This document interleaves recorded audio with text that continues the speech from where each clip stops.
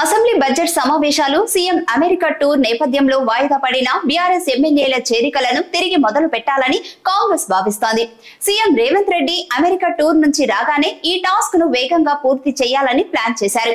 అమెరికాలో ఉన్న సీఎం ఇప్పటికే స్టేట్ కు చెందిన తన కోర్ టీంలకు పలు సూచనలు ఇచ్చినట్టు తెలిసింది. జాయినింగ్స్ ను స్పీడప్ చేసేందుకు అమలు చేయవలసిన వ్యూహాలను వివరించారు. కాంగ్రెస్ లో జాయినింగ్స్ కు స్వల్ప బ్రేక్ పడటంతో బీఆర్ఎస్ కు చెందిన కొందరు ఎమ్మెల్యేలు బీజేపీ వైపు వెళ్లేందుకు ప్రాథమికంగా చర్చలు జరిపినట్టు కాంగ్రెస్ పసిగట్టింది. దీంతో బీఆర్ఎస్ నుంచి బీజేపీకి చేరికలు జరగకుండా అడ్డుకునేందుకు పార్టీ మారాలనుకునే ఎమ్మెల్యేలకు కాంగ్రెస్ కండువా కప్పాలని సీఎం తన టీం కు స్పష్టమైన ఆదేశాలు ఇచ్చారు. సీఎం వచ్చేలోపు చేరాలనుకునే ఎమ్మెల్యేలను సిద్ధం చేయాలని కోర్ టీం లీడర్లు హడావిడిగా చర్చలు కొనసాగించడం గమనార్హం.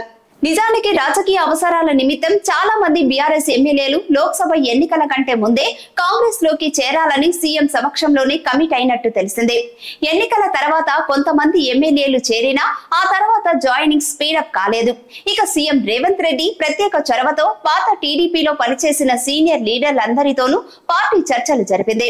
2014-2018లో టీడీపీ బీఫామ్ పై గెలిచి ఆ తర్వాత బీఆర్ఎస్ లోకి జంప్ చేసిన లీడర్లందరినీ కాంగ్రెస్ లోకి లాగాలని సీఎం స్వయంగా తనదైన శైలిలో చర్చలు జరిపినట్టు ఆయన సన్నిహితులు తెలిపారు.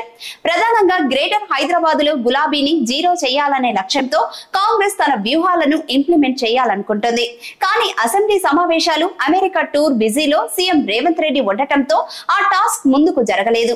ఇప్పుడు సీరియస్ గా తీసుకొని 2014-2018లో బీఆర్ఎస్ అనుసరించిన విధానాలతోనే ఆ పార్టీని దెబ్బతీయాలని కాంగ్రెస్ ముందుకు వెళ్తుంది.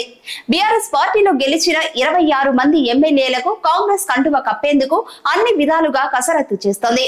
ఢిల్లీ పెద్దల సలహాలు, సూచనల ప్రకారమే జాయినింగ్స్ ఉంటాయని కాంగ్రెస్ కు చెందిన ఓ సీనియర్ లీడర్ తెలిపారు.